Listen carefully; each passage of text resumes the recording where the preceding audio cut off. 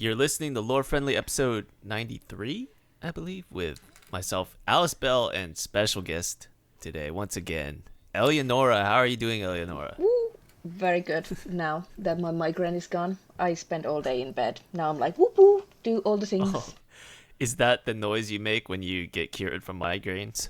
Yes, I also do a victory dance. I'm dancing in my chair, you can't see it.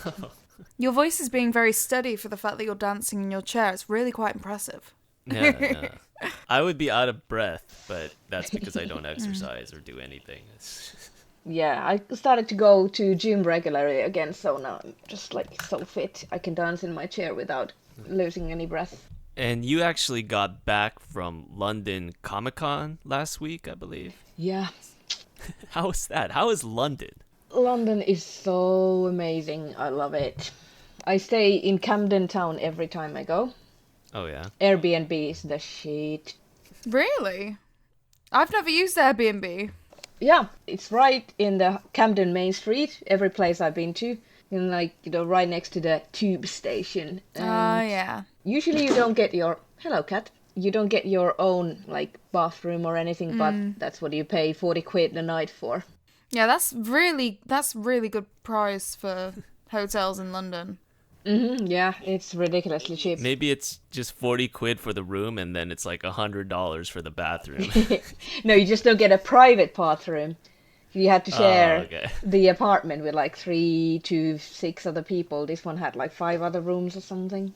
Because that's how a lot of businesses get you. They just Yeah. mark up certain things. It's like, Yeah. oh, look at this cheap ass room. But if you want to fucking use the fucking potty, then it's going to cost you an extra £100. Yeah, they do this like, you pay like 20 to 30 quid a night for actually staying there, and then there's like service and cleaning fees that add up to 20 to 30. So that's how they get you. At that point, it's Yeah. just cheaper to rent a travel lodge. Get a hotel room in a travel lodge.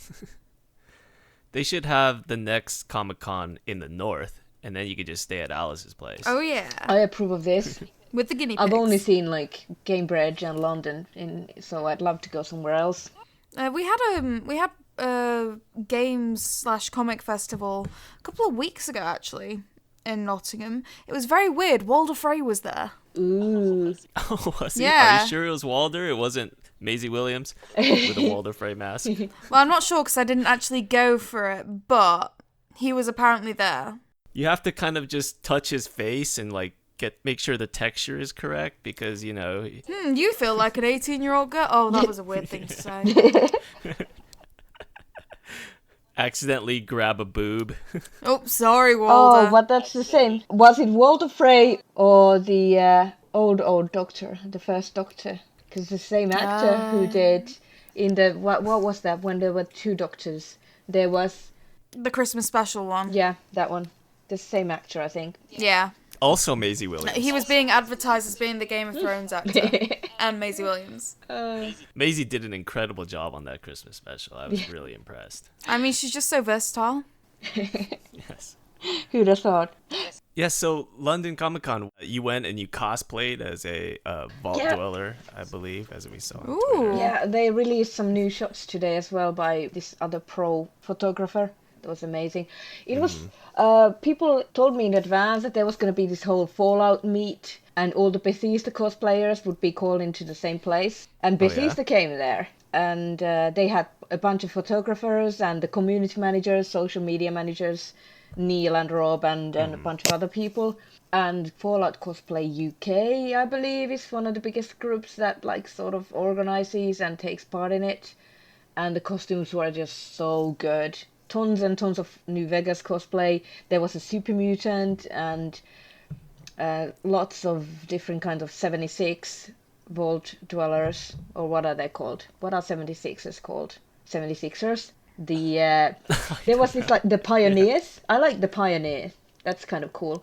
And so I couldn't bring my plasma rifle with me. I have the replica plasma rifle, and I was mourning it in Twitter, yelling at my airline, which I won't name because I don't want shit for them too much.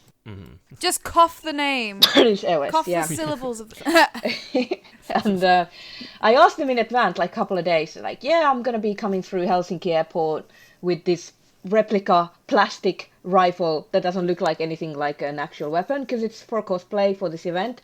And if I take it apart, can I bring it on? And they were like, no. Someone might think it's a real gun. I'm like, yes, definitely. Real guns totally have green LED lights on them. And they're made of plastic. And they look like they're from a sci-fi movie from the year 2200 or whatever. And they were like, nope. I was like, trying to explain that it's a replica and it's got this orange tip and everything. Nope. Real weapon. Someone might mistake it. Obviously, I don't want to get shot at an airport for carrying a toy gun with me, so I left it.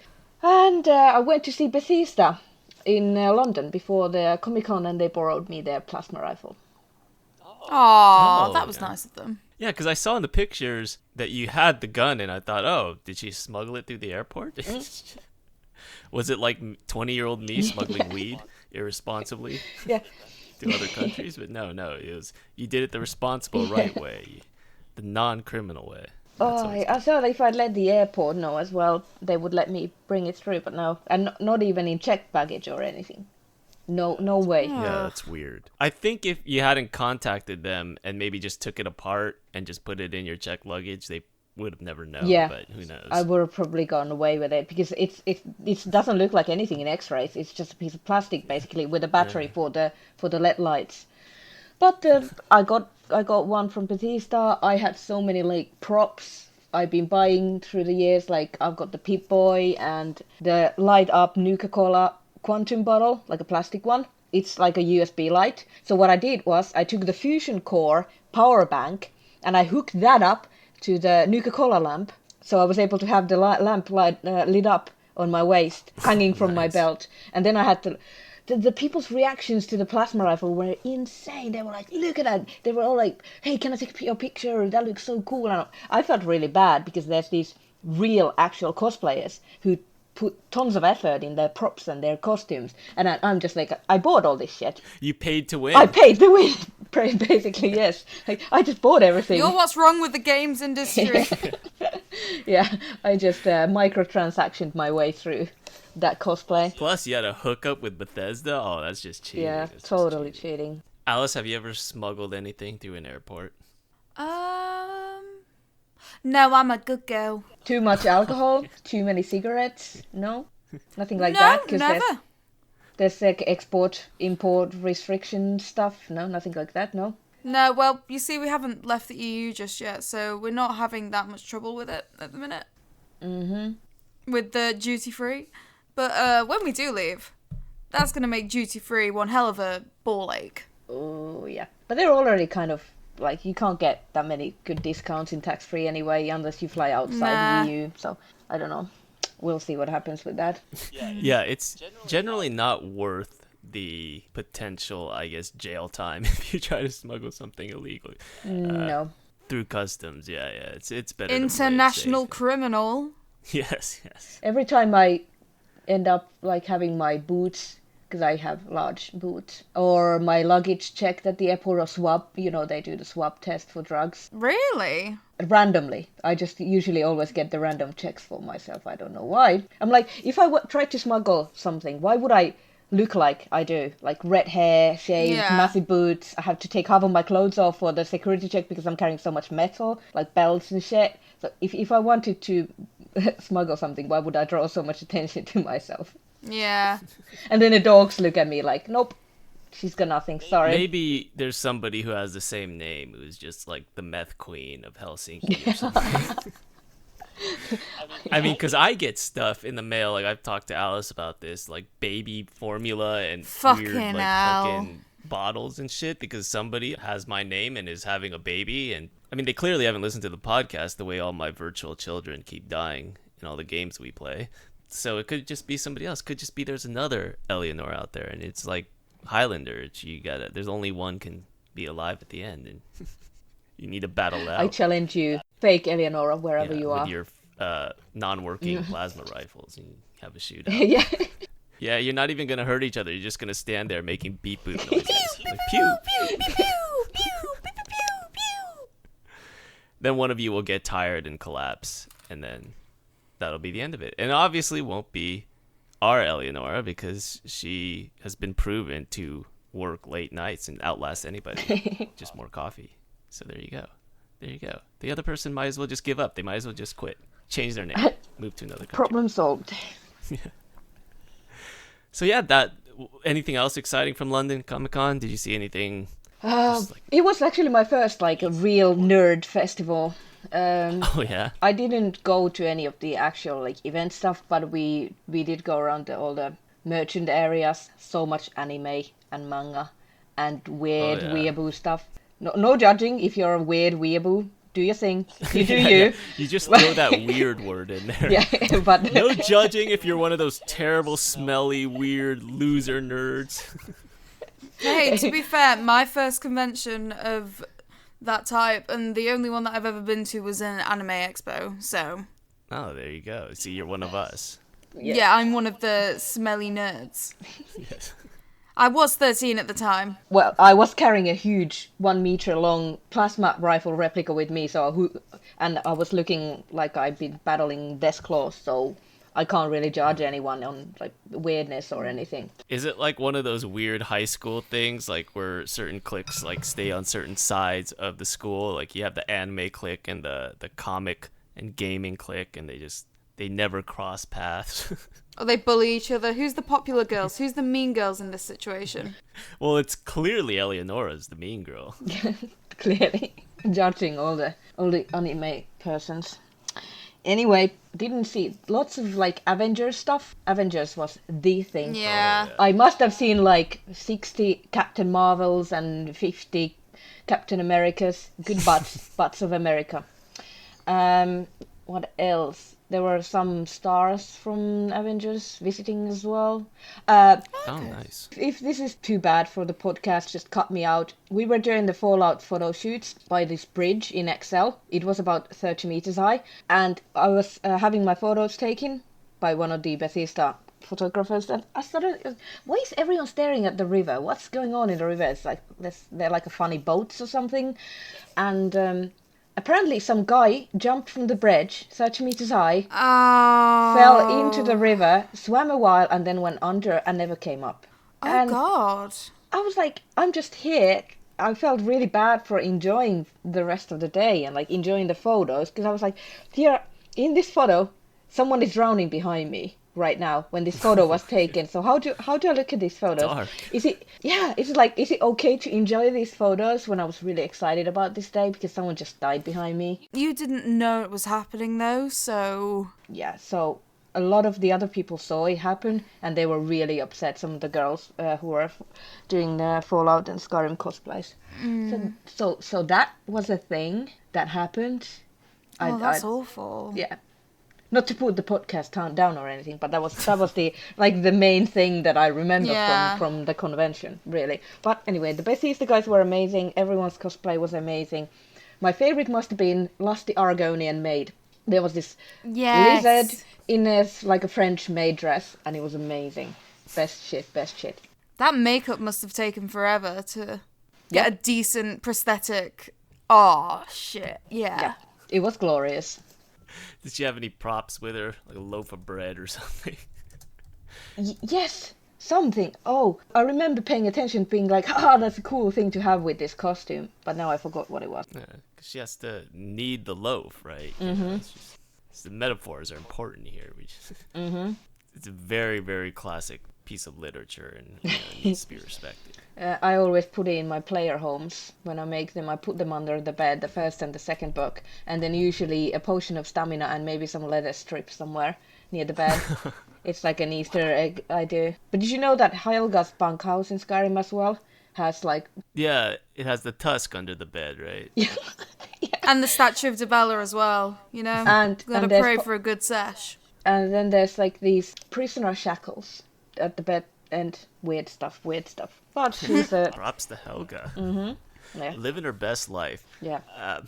Didn't you say on Twitter that you were going to meet up with other modders in London, or did that not happen?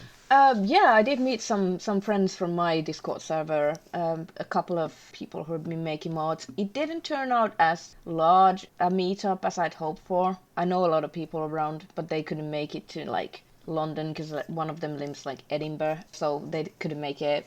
I met a couple of YouTubers who make like Fallout content, No Response / Davey, and a bunch of people recognized me, and it was so weird. Aww. They just came up like, "Oh, I love all your mods," and I was like, "This is weird," but that's my own fault for saying on my social media that I was going. Of course, people would recognize me.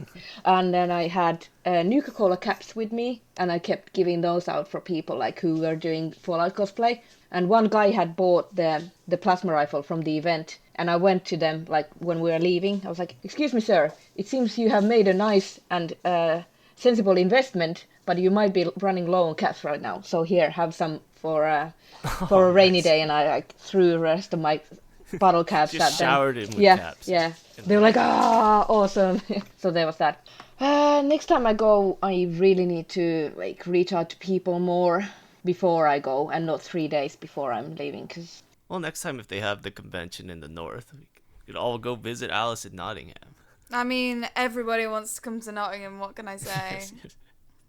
It's where the sheriff is from, right? I mean, technically, most principalities have their own sheriff. It's in this ceremonial role. It's just that the Sheriff of Nottingham is the most famous one. Yes. Fun fact, we used to have a Sheriff of Nottingham called Gregory. Oh, there you go. I mean, he's not going to forget his name anytime soon. He's just Greg squared. Gregory. Yeah, we have a sheriff in Irvine, but nobody cares about him.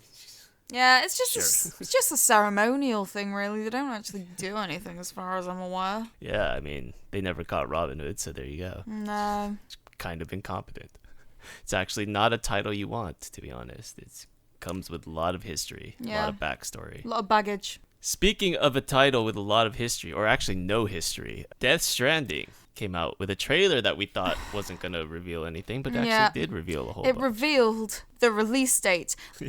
Last week's podcast made us look like complete idiots. So first things first, James Parker, I would like to officially call you out and say thank you for pointing out that Swamp Thing is actually a TV series and not a film. Because, yes, I was wrong. Here we go, I've redacted myself. There we go, I'm admitting that I'm wrong. And we were also wrong about Death Stranding not showing anything. They actually gave us a release date and showed us a whole new trailer with a bunch of weird stuff. Apparently, it's not a stealth game. Well, it's Kojima. There's always going to be a political aspect. Yeah, it had, I think it had, early 20th century warfare in there at some point. It also had stealth gameplay, but also BT up gameplay, but also The Last of Us gameplay. It's not a stealth game though, right? It's Kojima said it's a Strand game where you connect towns to each other and reconnect everybody. Yes, but there was a stealthy aspect to it in that trailer. What I noticed about it was there weren't any use of guns in the trailer when they were going around as the player character. I don't remember them. I remember them using some kind of a box to beat up some guys. The enemies were approaching and closing in, and they were using this, some sort of technical box that looked like something they keep ghosts in, Ghostbusters. And it beat up people with that, but there were no guns and no, shooting. Sorry about my cat. There were guns in the 20th century area, where it was kind of echoes of the past. There was guns there from what I can remember. But I was just kind of half watching it because I was very confused by the entire affair. Yeah, I was just so confused all the time that I forgot to pay attention to the details and stuff. I was, what? The CGI part looked really cool. It's kind of stuck between two worlds, or in essence. You can phase into the past where all the wars happened, all the death happened, and all these ghosts are lurking around. And that part looked really, really awesome and really unique and original. The actual gameplay though looked really bare bones. They just showed Norman Reedus crawling through a bunch of hills and summoning a ladder. Yeah, and then a couple NPCs came after him, and then he started kicking them, and it just looked really bare bones. Yeah, it's so bad. Is that the combat? Is that the gameplay? It didn't really excite me in terms of gameplay wise. Like you said, Elianora, he didn't have a gun. He just kind of was doing ninja stuff, kung fu shit, and running, and then kicking, and then running and kicking, and that was it. But the movie scenes, the cut scenes look really, really cool. And that's where the effort's being put, I think. Because this is just Kojima's game design in a nutshell, isn't it? Yeah. The story comes first, the gameplay is secondary. But, like, in his previous releases, he's had solid enough gameplay to kind of back up the story, whereas at the moment, it's not looking that fantastic. It was a nice ladder, though. I did appreciate it. It was a fantastic ladder. It's about all I can say about the gameplay. But yeah, the whole like phasing in between like the real world and this like ghost world aspect of it looked really cool, though. That was really impressive. Yeah, that's going to be very fun. Reminded me of last year's E3 when they showed the whole baby scene thing, and I was like, what the fuck? And now I was, yep, even more confused. Gross. Yeah, they use the babies as like conduits to get to the other world, the other side, Creepy more or less, as right? fuck. So creepy. Yeah, looking at what's been released as the announcement trailer, I don't know what the game is still. Yep, still confused. I just don't get what it is. The trailer doesn't really tell you much, but I think Kojima in articles later said you basically try to connect these towns that have been separated from each other. That's what the strands are. So stranding as a verb, it means connecting towns together, basically uniting them and creating this web of interconnectedness, because it's kind of like a political thing. We've all become separated, we're all on our fucking phones and isolated from each other, and this is our way of getting human connection back. We're like touching and connecting. Yes, rubbing our faces to see if we're Maisie Williams or actually ourselves. It's one of those things. And of course, there's presidents and countries fighting, because it wouldn't be a Kojima game without some kind of geopolitical influence. Yeah, because I think it could kind of work as a post-apocalyptic thing where you're just trying to unite like local towns or something like that, but you don't have to involve the military or governments, but maybe you do. I don't know. You got to do what you know, right? And that's what he knows: movies and geopolitical warfare.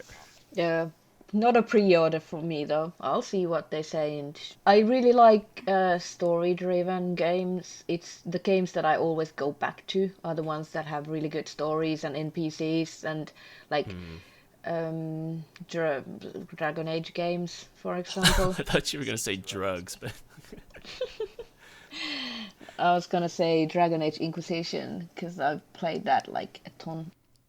Oh, I love Inquisition. It's a great game. Are you excited at all for Outer Worlds? Speaking of just, like NPCs and companions and things.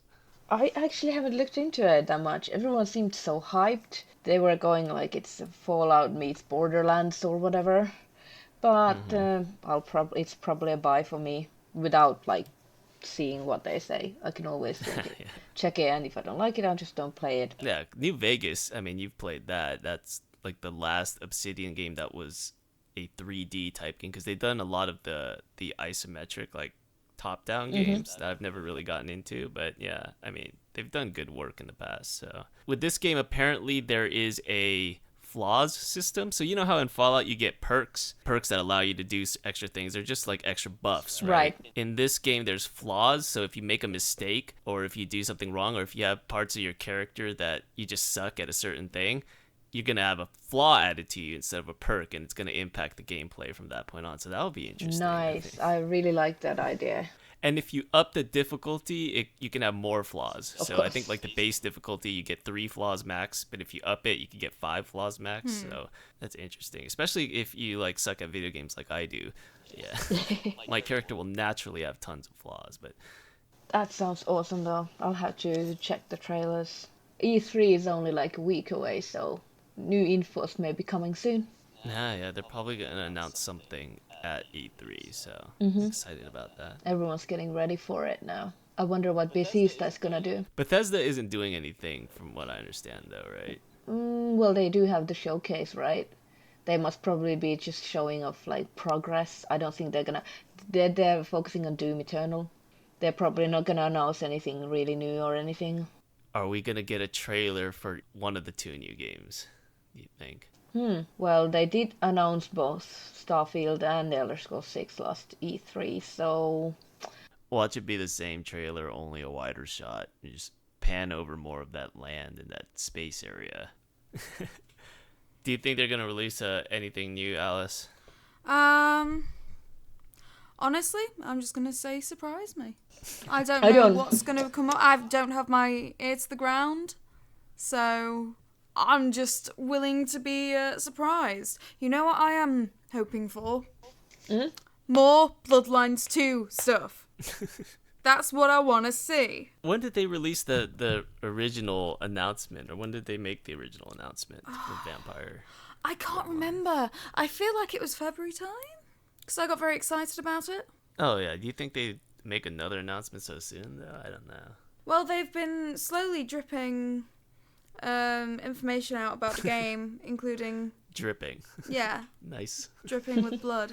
Yeah, they've been slowly dripping out new information, including the fact that Malkavians are going to be a clan in the game, which is the best clan in the world. I don't even remember what a Malkavian is. They're the crazy ones. I am. Okay. I've never even played the game and I don't know anything about the game, so I'm just going to be like, oh, yes, smile, nod, and they'll think you understand. Alice is just grinding her teeth right now. I'm so angry. We can never be friends. We can never be friends again. This is the end so much of a for blossoming staying friendship. in Nottingham. If you stay in Nottingham, it must be under the condition that you actually play Bloodlines. Then you can talk. It's going to be a quiz. She's going to be like a gatekeeper. Yeah. Like that, yeah. You may only enter if you answer these questions right. What is a bruiser? Yeah, I'm just going to get a hotel right now. Let's just turn around. This isn't going to happen. I give up. Yeah. So what else happened this week? Oh, Star Wars Galaxy Edge, the theme park, opened in my backyard of Anaheim. When you say your backyard, how close is it to you? I'd say it's about 15 minutes on a normal day, but in Los Angeles, Southern California traffic, it'd probably take like 6 hours just to get there. But if there was no traffic, it would could walk it would be like a 15-minute drive. No, I cannot. You can't walk anywhere here. Everything has to be within driving distance. If you don't have a car, you're basically stuck in wherever you live. I mean, you can't go anywhere without a car. We don't have mass transit. We have nothing. We only have vehicles. Sounds very bad for the environment. Also, for your mental health, being stuck in traffic is not fun. But yeah, is it some place you'd like to visit, you guys think, if you ever came out here? I'm always down for a theme park. But isn't there already a Disney park, like in that general area? Because I'm pretty sure I've been to a Disneyland World even. Land. Yeah, was it in Anaheim? I think so. Yeah, it's in Anaheim. I've been there and there was a Star Wars thing. But this is almost a Westworld type theme park kind of deal where it's just completely immersive. Just the whole place is just designed like a Star Wars planet. You have bars, you have specialty drinks and stuff. You can ride the Millennium Falcon. It sounds like somewhere I want to work. Yeah.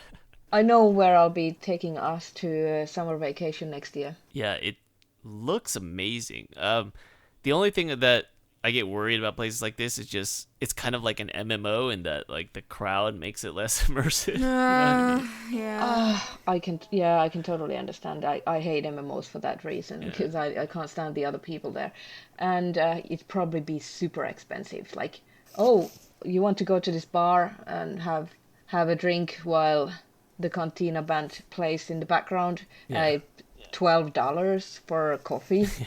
And then there's gonna be like just a bunch of dudes in regular clothes jumping around.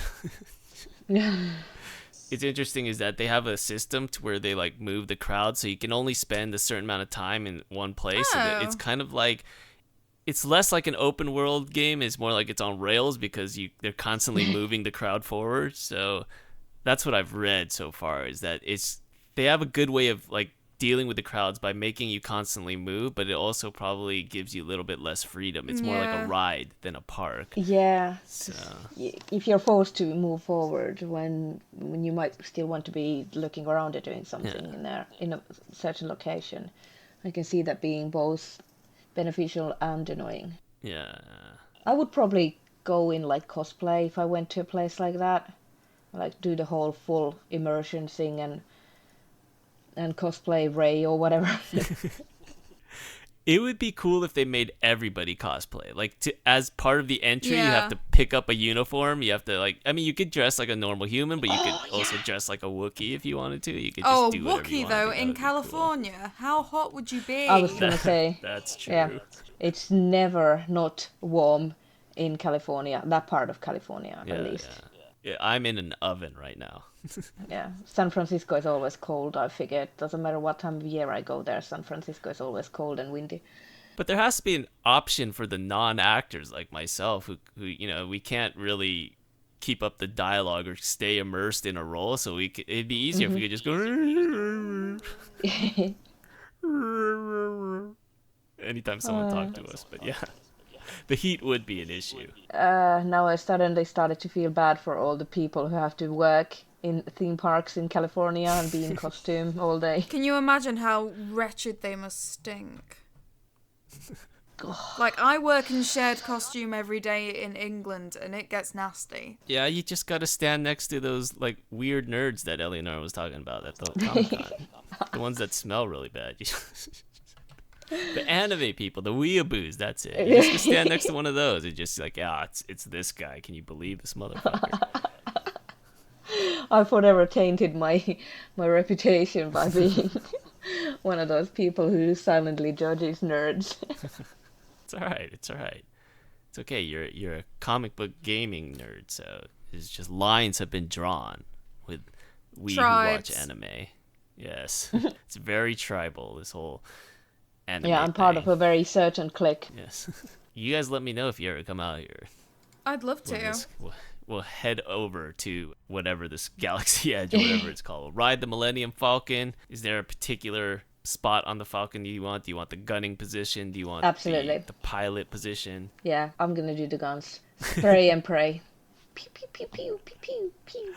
Alice, do you want to be in the cockpit? Do you want to be in the gunnery section? I want to be in the cargo hold. You're just gonna smuggle you. I'm You're gonna be smuggling myself. it's you and Eleanor's plasma rifle. We're gonna stick it in the smuggling bin. I'm a cargo bin. contortionist. I can fit in a suitcase. Plus, I'm Yeah, that's poor, how so we're I just need gonna to bring save on, flights. That's true. We're not gonna buy you a ticket. We're just gonna smuggle you in Exactly. into a suitcase. I'm gonna save up some Todd bucks and I'll smuggle Alice over in my luggage. Whee! Yeah, and then when the stormtroopers come by, and you can wave your hand and say, "This is not the Alice you're looking for." Solid plan. I like this. It's gonna work, guys. I'll just stand there and I'll go. I won't even be in a Wookiee costume. I'll just be saying Wookiee things and making Wookiee noises, smelling like a Wookiee because I just spent all night watching anime. Well, that would stop anybody from asking you any questions, so... That's true. That's true. So the night before, we're just gonna marathon an anime. Something really, really long. We're just gonna watch it all the way through and watch every episode of Dragon Ball Z or something, and then when we're done, we'll just be smelling like raw sewage, and we're gonna go to the park, and no one's gonna deal with us. No one's gonna bother us. We'll be good. We got it, guys. Nothing could go wrong. But yeah, what else were we gonna talk about this week? Oh, Good Omens. Yes. Should we get to that? This is where I bail out.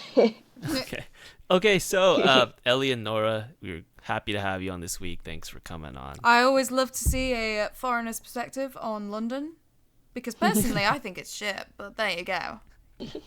It's nothing like the North, Nottingham. I mean, that's the place to be. Oh yeah. Well, maybe next week we'll have E3 stuff to talk about. Oh, Yes. yeah, there we go. Yes. We will, anytime you want to come on. Yeah. Love having you. Yep. It's been a pleasure, my dear. Thanks, sis. I'm gonna go. Bye. Bye. Bye. So, Good Omens. I hope it actually records the... Oh, no, it doesn't, does it? Because we've only got the input on the Discord thing. Oh, that's a shame. Yeah. It's all right. Oh, well. It's all good. Right. So, Good Omens. So, Good Omens. So, I was intrigued by Good Omens because I heard about it a couple of months ago, and then I completely forgot about it until Amazon started throwing it in my face. as they tend to do. Yeah. Playing that Queen song, Under Pressure, right? Under Pressure, I Want to Ride My Bicycle, Bohemian Rhapsody. It's all there. Yeah. The Vanilla Ice song, Under Pressure. So I didn't really have chance to get hyped about it because it suddenly just landed and I was like, shit, I want to watch this. Cause, It has all the right names attached to it. oh god, yeah. So it's got Michael Sheen, who is well renowned in the UK for being a comic actor, and he's playing the Angel. We have David Tennant, of course, hero of just everything. He is playing the demon, Crowley. And then we have some lesser known figures. And one that I was particularly surprised to find in this show. Now, he's playing a minor character, admittedly, but I believe I've told you about Horrible Histories before, haven't I? I believe you have. Well, basically, one of the actors from Horrible Histories is in Good Omens. Oh. I'm sure that made you happy. It's like I said before when we were talking about Game of Thrones, how when you see actors from another show that you love, it's like seeing old friends. Yeah. Again. I was just like, oh, it's him. It's like when I see John Hamm from Mad Men. I'm like, Yeah. oh, it's John Hamm. Who is also in the this show. hamster. Yes. One name that I wasn't expecting to crop up, and again, this is because I haven't been into the press of it, is Jack Whitehall. Have you ever heard of Jack Whitehall? No, I am not. So he's quite, I don't know how big he is in the States, but he's, again, known in England as being quite a big comic actor. He normally takes on very self-deprecating roles, things like that, and he's the guy who's playing the witch hunter. Oh. Thou must not commit adultery. That was more like a cameo, right? No, because he's also playing the his descendant. Oh, the witch okay. I hunter. didn't even recognize that. It was Yeah, the same guy. it's the same guy. Wow. Which honestly is fantastic. I enjoy his comedy, honestly. Yeah, it's unique in that in episode 2 he is kind of like a bumbling Murphy's Law kind of representative, where it's just everything that could go wrong could or did. But yeah, there's like a lot of big names attached, like Neil Gaiman, Terry Pratchett. Yeah. Yes. And they wrote the story. They wrote the original source material, and Neil Gaiman also wrote the script, I believe, for this. I believe he consulted with it at least. I'm not sure if he wrote it, but I know that he will have at the very least consulted with it, because I think that's what he did with American Gods as well. Yeah, so it's got a definite pedigree, and we watched the first 2 episodes. Yes, we did. You and me. And yeah, so far I'm interested. I'm intrigued. It's a basically the story is about the coming apocalypse, Armageddon, because the Antichrist has been born and given to a family, and there's these 2 angels, or one angel, one demon, and they have to kind of work together to prevent this Armageddon because they kind of like the earth. Because they've been on the earth since the Garden of Eden. Oh, yes. And I do like how it portrays both kind of heaven and hell as evil, more or less. Yeah. In their own peculiar way or whatever. But yeah, it's an interesting premise, and I'm interested to see where it goes. I quite enjoyed the line in the second episode about how guns aren't bad so long as they're given to the right people. Yeah.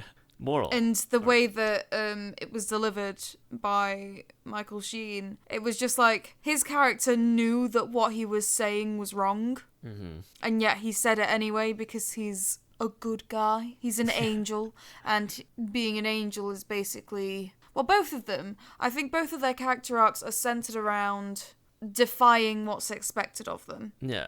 And how good and evil isn't a big thing. Black and white. Yeah. Yeah. I mean, it's pretty evident how that would be presented from the evil side. I mean, obviously, the hell, Satan is supposed to be evil or whatnot, but you could also sort of argue, and that's what David Tennant does, is that, like, you know, all the best art comes from our side, all of the interesting, original things come from sort of following those proclivities, more or less, as opposed to the kind of the staid, boring heaven side. And then the other side, I like how, I mean, it's pretty easy also to kind of depict them as evil if you just pay attention to more or less the Old Testament. I mean, I'm not a religious person, but there's a lot of shit in the Old Testament and things that God more or less did. Yeah. That was basically like killing and mass genocide.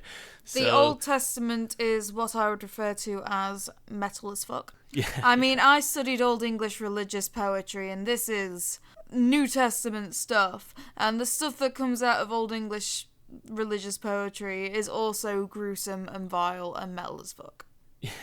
So it's very easy to kind of paint both sides, I think, as evil. And maybe that's not something that's done traditionally, especially when you have like a heaven-hell kind of dichotomy. When you have good versus evil, you expect good to be good. But given like the source material, the Bible more or less, it's kind of easy to paint them as evil too. So I do like the whole premise. It's fun in that it breaks sort of expectations of what you think angels are like more or less. And so Now, I have actually seen some criticisms of this show. It was given 3 stars, I believe, by The Guardian. And 3 stars is very average. Yeah, and they said basically that the supporting cast falls quite flat. But see, I don't agree with that, because I feel like that's perfectly in line with perhaps not Neil Gaiman's style, but Terry Pratchett's style. The characters feel very Terry Pratchett. I used to love reading Discworld and things like that. And the characters and the way that they're written and the dialogue is super Pratchetty, if that's a word. Sure, it's a word now. So I feel like the supposed flatness of the characters is more a stylistic choice rather than issue with the writing itself. Is there characters in particular they didn't like? I mean, granted, we'd only watched 2 episodes. So. They basically said all of the supporting cast. So like all of them. Yeah. Okay. So take Gabriel, for example.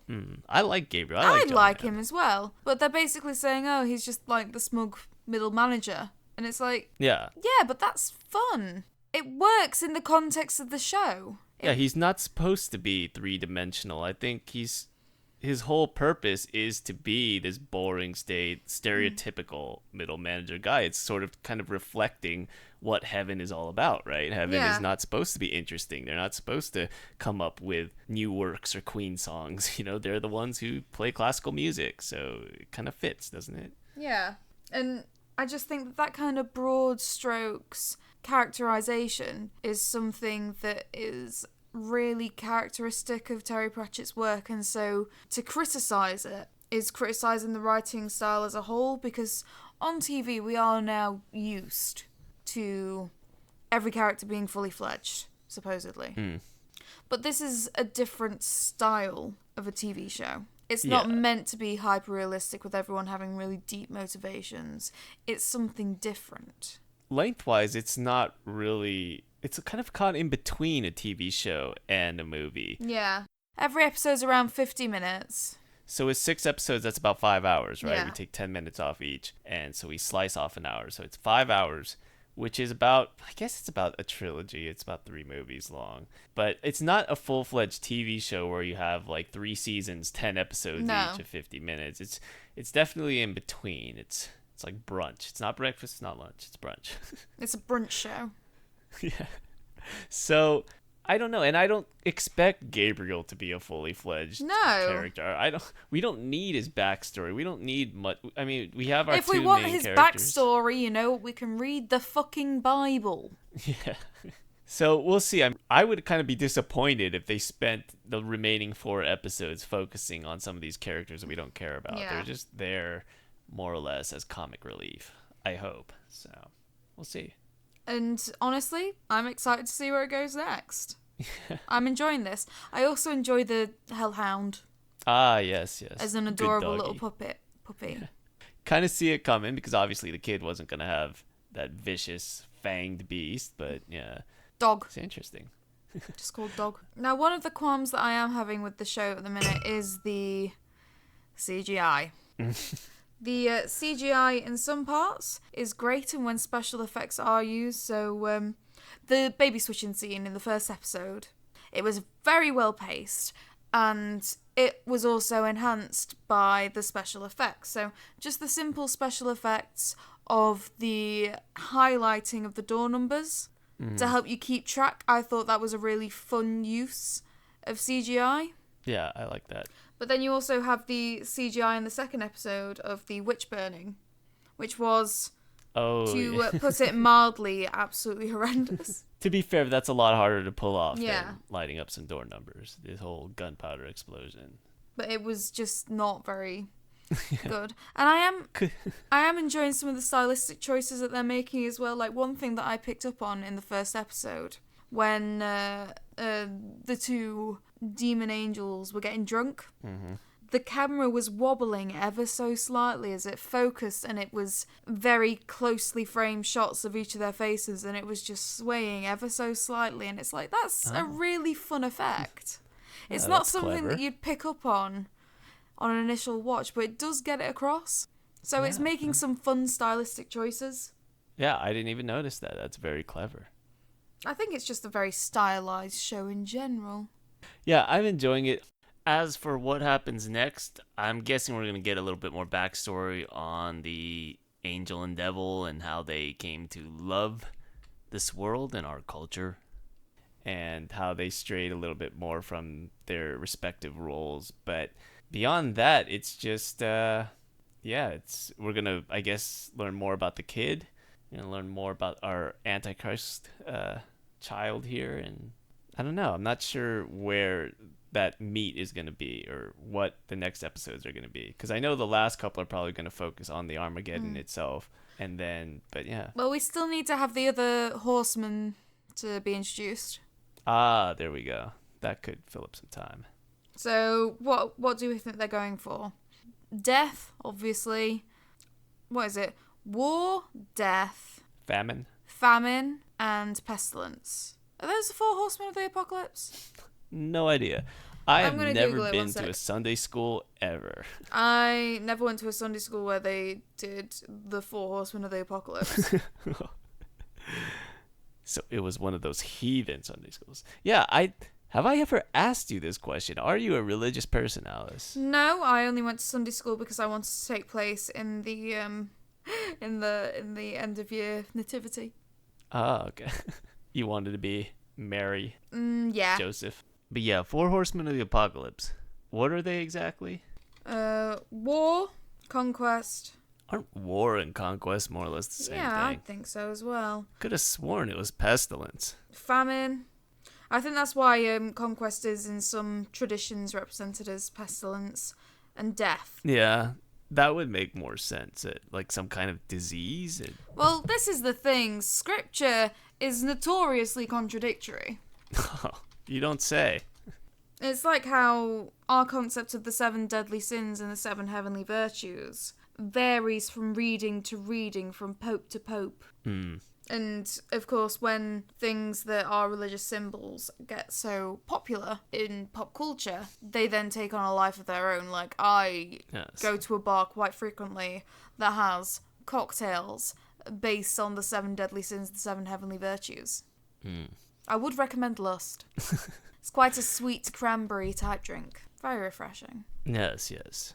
Everybody has their particular sin of choice. So. Yeah. It should only be appropriate that the girl who's voiced so many prostitutes would choose Lust. True. It's very on brand for you to choose Lust. Ironically, the heavenly virtue that I enjoy as well is chastity. So, there we go. Ah, there you go. You're in conflict with yourself. Yeah. It's the eternal struggle. Chastity, lust. Which one do I go for? But yes, to summarise, I'm really enjoying the show. Yeah. And so far, 2 episodes in, I'd recommend it. It's nice to enjoy something again, you know? Yeah. It's nice. It's a fun concept. It's not too long. It's easily digestible. You know, it's 6 eepisodes. And it's all out already. That's the one problem. We don't know the pace at which people watch these kind of shows. But yeah. Can you remember when we tried to do The Defenders week by week? God. To be fair, that show was terrible. Yeah, we did not need to stretch that out. We did not. That's one thing that I like about shows like Game of Thrones, where they come out week to week. It's kind of a cultural thing, a community thing, where everybody's watching it at the same time. Everyone's reacting to it at the same time, so it's fun. That's the disadvantage with these kind of shows. You watch it all at once. That's nice. You can marathon it, but it's also, you lose that sort of community touch that those other shows have. But it's just like, yeah, you can't just go online and see what Twitter thinks, you know, or like Reddit thinks. It's just, yeah, there's like a detachment there. But luckily, Hideo Kojima is here to reconnect us and to each other. So mess up our concept of life in the process. Yes. We will all connect these strands eventually. I'm going to go to Nottingham and literally wrap your house up in a rope. And then I'm going to connect that rope all the way to my house. Over the sea. Yes, exactly. I'm just going to get a boat. I'm going to row it all the way across the Atlantic. It's going to be the best gameplay ever. Oh, dear. So, in conclusion, we're all confused. anything else that you want to add? How are you? Oh, since we had Elianora on, we didn't get to talk about your life, and I've always wanted an update. I've got a new guinea pig. Yes. And I do not know what Exciting. to call her. Oh. I have two choices, and maybe those of you who are in the comments can, chime in on this a little bit, Increase our audience engagement. Is there a particular name? Do we have a gender at first? Female. She's a little girl. And I am torn between two names. I'm thinking either Lila, which is basically dark beauty, midnight beauty. Like Lila Paz, the actor who voiced some of them. Or...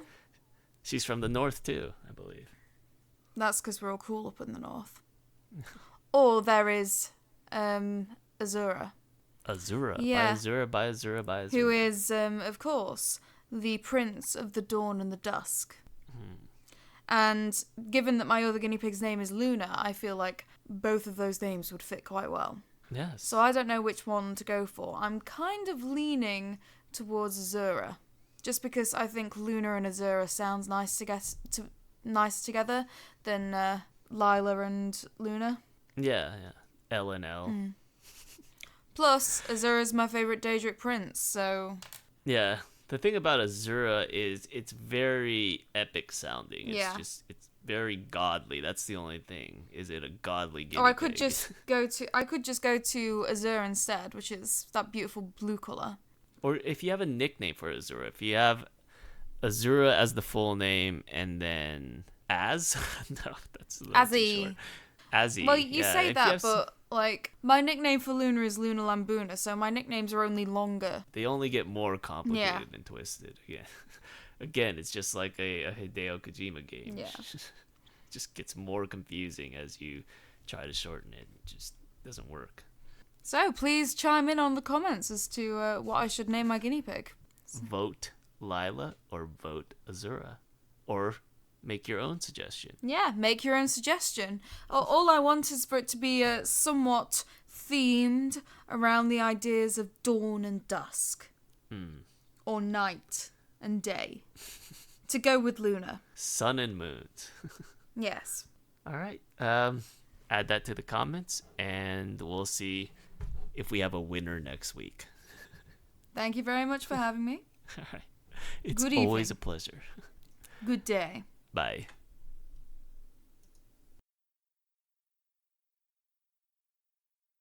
Am I loud? That's just my natural voice. My natural volume. Yeah, I'm also incredibly loud. Sorry. I can't help it. I'm just obnoxiously loud. You're just very boisterous. Yes, Alice. I've just That's got why so we love much you. energy. Do you know? Is it that or is it the wine? Is it the alcohol? I say this every weekend, but I'm never drinking again. Oh, okay. That's good. That's good for you. I'll never Alcohol stick for is it very bad. long. That's why I continue to drink it, because it's bad for me. It's my passive-aggressive way of committing suicide, more or less. Yeah. Is just to eat terrible food and drink lots of booze. Ruin your liver. That's the way to go forward.